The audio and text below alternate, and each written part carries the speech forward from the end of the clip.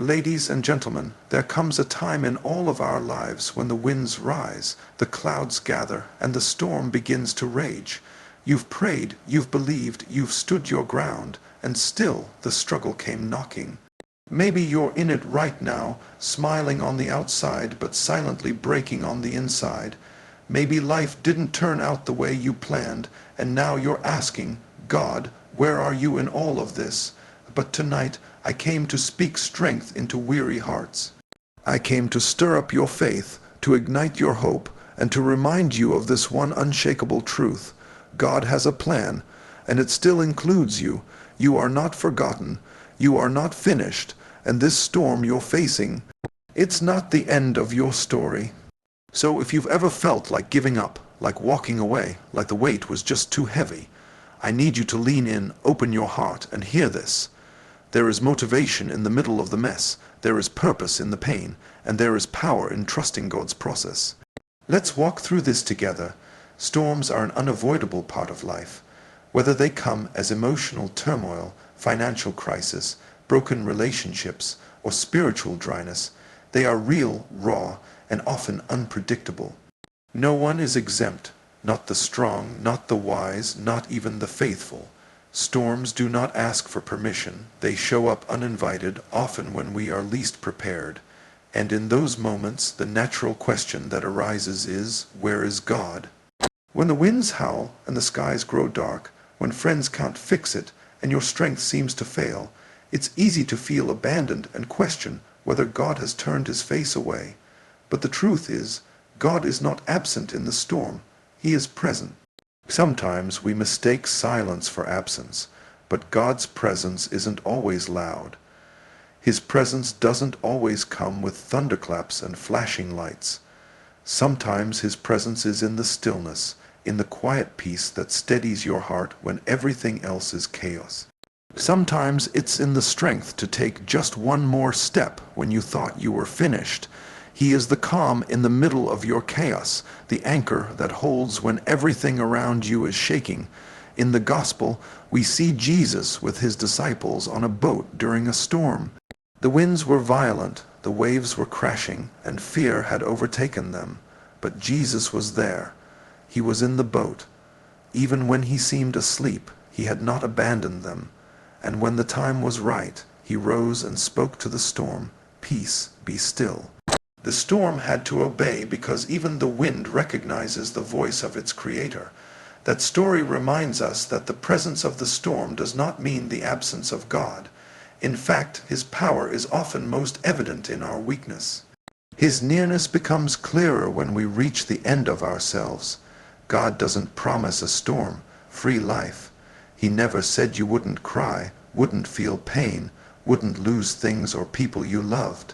But what he did promise is that he would never leave you nor forsake you. That means when you're in the fire, he's the fourth man in the flames. When you're walking through the valley, he's walking beside you. When the water rises, he lifts your head above it. The enemy would love for you to believe that your storm is proof God has left you. But it's actually the opposite. His presence is the reason you haven't gone under. His grace is the reason you're still standing. His hand is what's keeping you from breaking apart. You may not see the full picture now, but faith says, even if I can't trace his hand, I will trust his heart. The storm may be fierce, but his presence is stronger. Faith is not forged in the comfort zones of life. It's not proven when everything is going according to plan, when the bills are paid, the friends are loyal, the body is healthy, and the doors are opening. No. Faith is tested and proven when nothing seems to make sense, when your prayers go unanswered, when the pressure is suffocating, and when you have to walk through darkness without knowing what's on the other side. That's where real faith shows up. Not faith in theory, not faith on paper, but faith in action. Anyone can believe when the sun is shining. Anyone can quote scripture when everything is working in their favor. But true faith is when you hold on to God when there's no visible sign that things are getting better. It's when you worship with tears in your eyes. It's when you show up broken and bruised, but still believing that God is who he says he is. Faith in adversity says, I don't know how, but I still believe. It refuses to surrender even when circumstances scream otherwise. Think about the great figures of faith throughout Scripture. Abraham's faith wasn't proven when he received the promise. It was proven when he was told to sacrifice Isaac, the very promise he waited years for. Job's faith wasn't proven in prosperity, but in loss, grief, and affliction. He said, though he slay me, yet will I trust him. That kind of faith doesn't grow in ease, it grows in adversity. It is in the soil of hardship that the roots of faith dig deeper. When life strips away what's comfortable, what's predictable, and what's familiar, that's when you find out what your faith is really made of. Will you still pray when it feels like heaven is silent? Will you still believe when the diagnosis comes back unfavorable? Will you still trust when the relationship falls apart or the job is gone? That's when faith is no longer a religious concept. It becomes a lifeline. Adversity has a way of exposing shallow belief. It separates emotional hype from spiritual conviction. When adversity hits, you can't fake faith. Either you have it or you don't. And if you do have it, even mustard seed size, it can move mountains. Adversity doesn't destroy faith. It defines it. It activates what's been lying dormant inside of you. It calls you to rise above your feelings and trust God's truth. Faith in adversity is not denial. It doesn't ignore pain or pretend everything is fine. It acknowledges the storm but chooses to believe that God is bigger than the storm. It doesn't always have answers, but it holds on to the one who does. And that kind of faith, tested by fire, refined through trials, and strengthened in the storm, is unshakable. Pain is one of the most difficult parts of the human experience. It doesn't ask for permission before it arrives. It doesn't explain itself or offer clarity while it's cutting deep. But even in the middle of pain, there is a divine truth that cannot be denied. God's plan always carries purpose, even in what hurts. What may look random, cruel, or senseless in the moment is often being orchestrated by a hand much wiser and more loving than we can comprehend. It's in the painful seasons that purpose is often born. Pain has a way of pulling out what comfort could never reach. It stretches you, presses you, humbles you, and shapes you. God doesn't cause all pain, but He will always use it. He will never allow suffering without the potential for transformation. That breakup you didn't see coming, the door that slammed in your face, the diagnosis that changed everything, none of it surprises God. And none of it is wasted in His hands. God sees the end from the beginning. He works outside of time and beyond our understanding. What we call pain, He can use for preparation. What we see as rejection, He can use for redirection. What feels like loss may actually be the pruning that makes room for growth. In the moment, it doesn't feel purposeful. It feels like chaos. But time reveals what pain tried to hide, that God was doing something in you and through you that you couldn't have carried without first being broken open. Joseph's life is a powerful example. He was sold by his own brothers, falsely accused, imprisoned, and forgotten. But each moment of pain was actually positioning him for the palace. Had he not gone through the pit, he would never have had the perspective to lead a nation. What looked like punishment was really preparation. And when he finally stood in his purpose, he said, "You meant it for evil, but God meant it for good." That's the power of divine purpose in pain. When you're in it, it's hard to see anything good coming from it. The tears cloud your vision, the disappointment feels final, but God's hand is not removed from your life. In fact, He is closest when you are at your lowest. He is working in the background, weaving a plan that will bring beauty from ashes, strength from sorrow, and depth from your most difficult days. Pain refines your character. It builds endurance. It deepens your empathy. It teaches you to rely not on your own strength, but on God's sustaining grace. And through it all, His plan is unfolding. even when it feels like the pieces don't fit, even when your heart is shattered, God is still in control. You may not understand it now, but you can trust that His plan is laced with purpose, and even your pain has a place in it.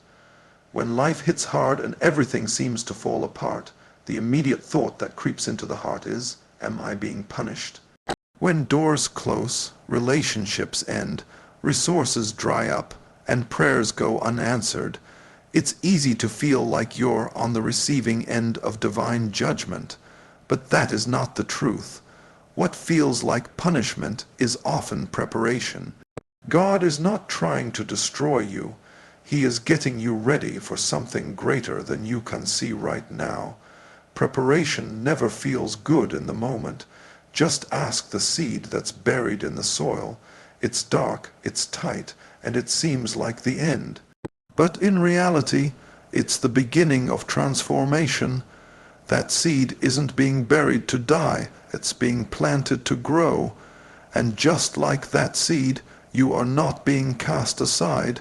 You're being positioned, hidden for a season, so you can develop deep roots.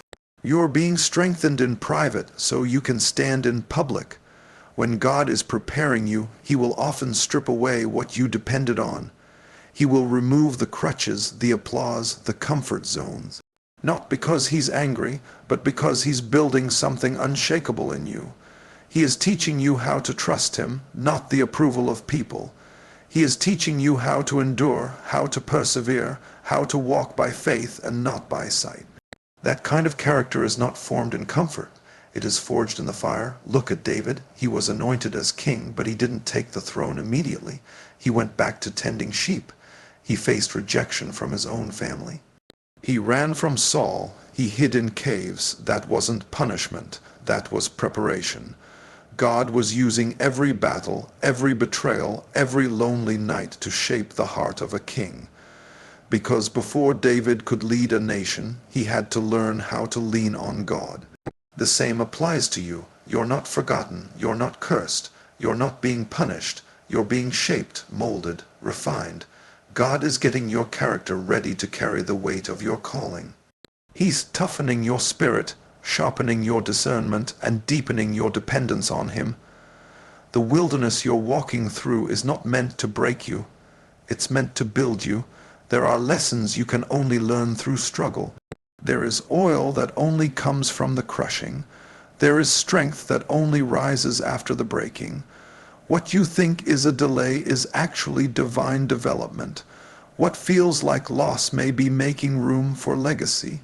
Preparation often disguises itself as pain, but on the other side of it, you will see that God was always working. You weren't being punished. You were being prepared for the promise. Trusting God's process means surrendering your timeline, your expectations, and your understanding to a plan that is higher than your own. It means believing that even when you can't see the full picture, the one who is painting it knows exactly what He's doing. But let's be honest, trusting the process is not easy. It's painful, it's frustrating, it's confusing, especially when you've done everything right, prayed every prayer, spoken every promise, and yet nothing seems to be moving. It feels like God is silent, like heaven is closed, like the wait is endless, but it is in that very place, between the promise and the fulfillment, where trust is truly tested. God's process is never rushed. It is deliberate, intentional, and perfect in its timing. We live in a world of speed, but God operates on seasons. You can't microwave purpose. You can't rush destiny. Growth takes time. Development takes patience. And sometimes the waiting room is the most powerful place for your faith to mature. In the waiting, God strips away the layers of self-dependence.